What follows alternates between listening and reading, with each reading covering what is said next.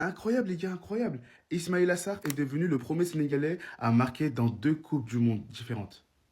C'est dingue. Souvenez-vous, je crois que c'était en 2022, lorsqu'il était dans la poule de Qatar, Équateur et Pays-Bas. Et là, maintenant, il claque un but face à la Norvège. Et carrément, les gars, on a vu que lui. Hein.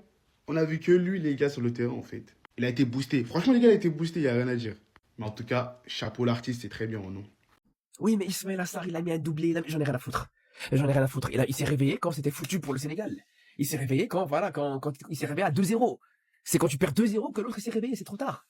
C'est trop tard parce qu'encore une fois, le début de match, c'était cataclysmique. Il arrivait jamais à passer. À aucun moment il arrivait à passer. J'ai même envie de vous dire, les frères. Vous voyez, le deuxième but de la Norvège, pour moi, c'est de la faute d'Ismaël Assar.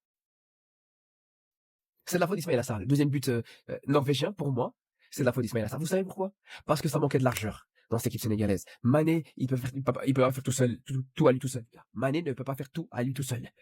Et Mané ne peut pas non plus jouer 90 minutes aujourd'hui. Mané, à un moment donné, quand il est pas bon, il faut le faire sortir aussi. Mais bref, c'est pas à Mané on va rapprocher quoi que ce soit. Mais Merci Ismaïla Sarr, merci d'exister. Grâce à toi, les Lions de la Teranga ont montré qu'ils n'allaient pas abdiquer et ont montré qu'ils pouvaient se révolter. Les gars, heureusement que Sarr, il est là hier. Hein.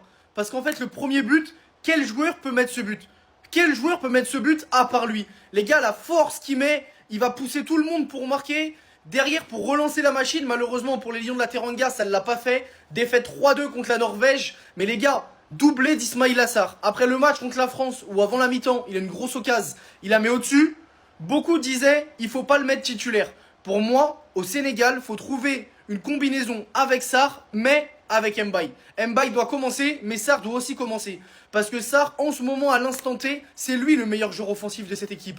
C'est lui qui est le plus constant, c'est lui qui réalise la meilleure saison de sa vie. Je crois qu'avec les 2 buts hier, il en a 27 buts cette saison. Hier, l'attaque a été bonne, on peut rien reprocher à Mané, à Jackson, mais pour moi, s'il faut en sacrifier un, il faudra sacrifier Jackson et il faudra incorporer Mbaye à ce 11. Hier, on a vu un milieu très moyen au Sénégal, que ce soit Gay, que ce soit Pape Gay, ça a été très moyen.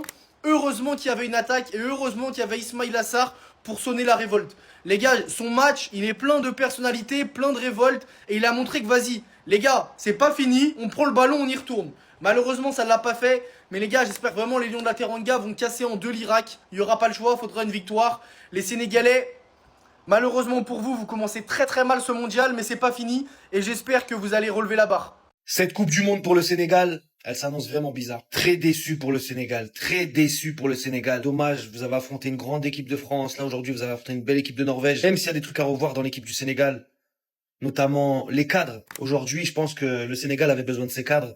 Et les cadres n'ont pas assuré. À l'image de Sadio Mané, qui a été inexistant pendant le match. Défensivement, Kalidou Koulibaly, qui a fait un match pitoyable. Il y a Mamadou Sarr qui est sur le banc. Ça y est, il faut lancer la jeunesse. Iliman Ndiaye, il est l'un des plus créatifs de l'équipe. Tu le laisses sur le banc, tu le fais jamais jouer. Je comprends pas. En revanche, Ismaïla Sarr, je l'avais critiqué lors de son premier match. Mais aujourd'hui, Ismaïla Sarr, il avait une envie de gagner exceptionnelle. Les joueurs devraient tous réagir comme ça.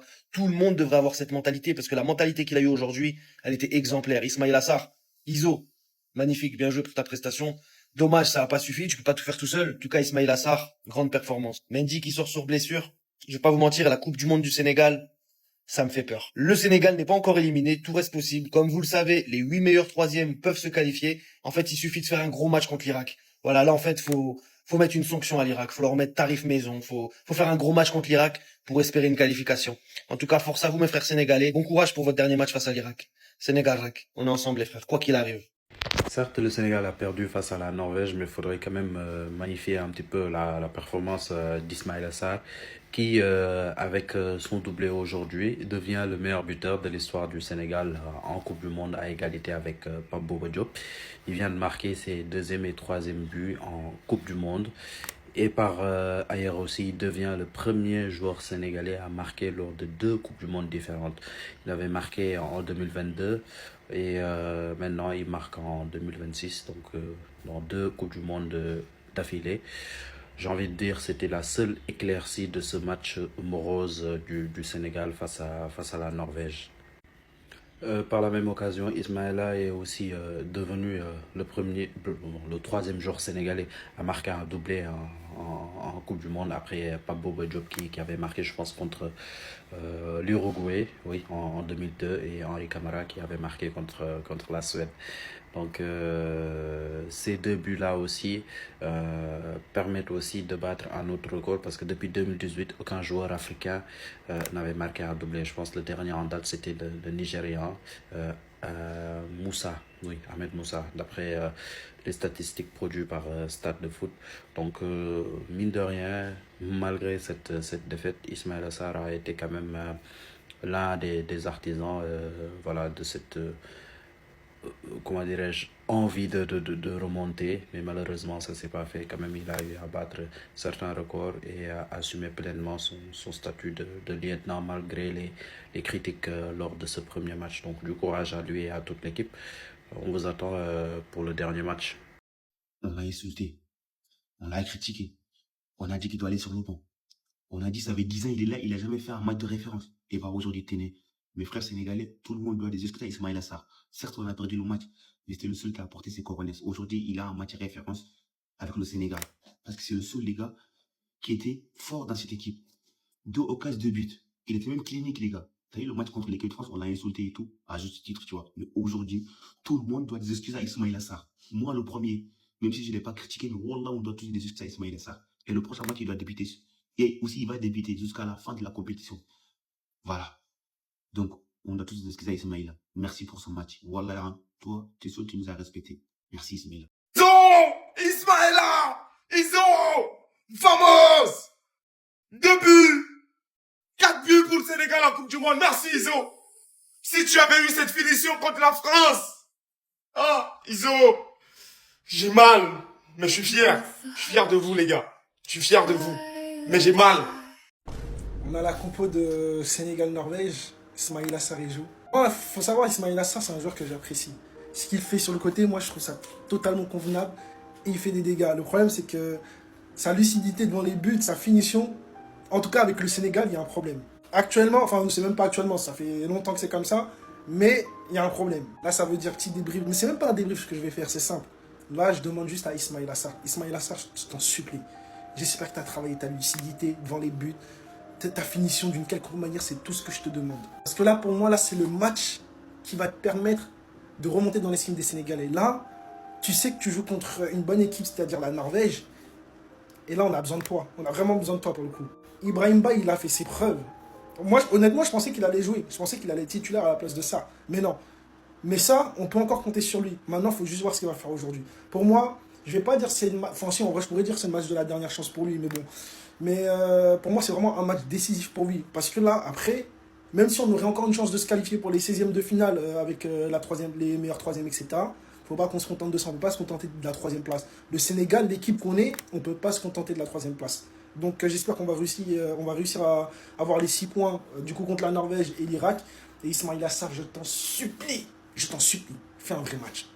La team, là je vais parler avec un peu plus de recul. Ismaïla Sarr ne doit plus jamais jouer titulaire avec la fédération du Sénégal. Faut arrêter de se foutre de la gueule du monde. Il n'a pas le niveau. Ça fait un moment, je me suis déjà posé des questions sur lui. Sur son dernier geste, il fait n'importe quoi. Je sais pas, il se timore totalement techniquement. Souvent des pertes de balles, souvent des déchets techniques. Pour moi, non, faut qu'on arrête les conneries. Si on veut passer un cap et regarder des équipes européennes droit dans les yeux, ça sera pas avec ce joueur-là. Moi, je vous le dis, hein, ça sera pas avec lui. Parce que hier, il avait Théo Hernandez qui n'a plus le même niveau qu'il y a 4-5 ans. Il n'a même pas su faire quoi que ce soit. Bon, après, il y a eu aussi la défense hier qui était bonne de l'équipe de France, mais il n'a rien proposé. C'est un joueur à la base qui est censé être technique, qui est censé avoir une pente de vitesse, qui est exceptionnelle, mais il n'a rien pu concrétiser. Encore une fois. Moi, ça peut arriver de faire des mauvais matchs. Mais un match, une prestation comme ça c'est un problème, c'est une faute. Une faute professionnelle. Et moi, ce qui m'énerve avec le Sénégal, parce qu'il n'est pas le seul, hein, c'est qu'on n'est pas bon dans la finition. Et ça fait des années où j'en parle. Des fois, on peut battre des équipes comme la Guinée équatoriale des 1-0, tout le match, je sais pas. Vous voyez, alors qu'on peut les éteindre, mais vraiment pour de vrai. Par exemple, on regarde la Côte d'Ivoire. La Côte d'Ivoire, ils rachent une, mais pas deux. Ça, d'ailleurs, que la Côte d'Ivoire, à chaque fois qu'on les affronte, ils nous gagnent. Pourquoi? Parce qu'ils sont chirurgicaux. Elle est là, la différence. Mais quand est-ce qu'on va changer ça? Pourquoi on met pas des joueurs qui sont... En fait, il faut des attaquants qui sachent marquer. À un moment là, il faut des gens faut que Bamba Dieng doit jouer. Pour moi, c'est obligatoire. Bamba Dieng doit jouer, Iliman Ndiaye doit jouer, et après tu fais rentrer Mbaye pour qu'il puisse apporter de l'explosivité durant la deuxième période. Manque de bol pour toi, mon ref, t'as croisé un bouc devant toi qui faisait du basique fit, moi. À ce moment-là, j'étais abonné à Basic, je me refais cardio de ouf. En plus, à ce moment-là, moi, je mangeais que des bananes. Moi, arrêtez. Le bouc, il est sous banane, ça me congolais, moi. C'est mort. L'équipe Foucault, le Sénégal, ils se sont fait mélanger dans la nuit d'hier, là. Subhanallah. En fait, eux, c'est quoi? Parce qu'ils jouaient à 2h du matin, on n'allait pas voir. Wallah, ils se sont fait nyarami d'une. Ils ont encaissé 9 buts en 3 matchs. Mais la stat, elle est effrayante. Subhanallah. La meilleure équipe du monde.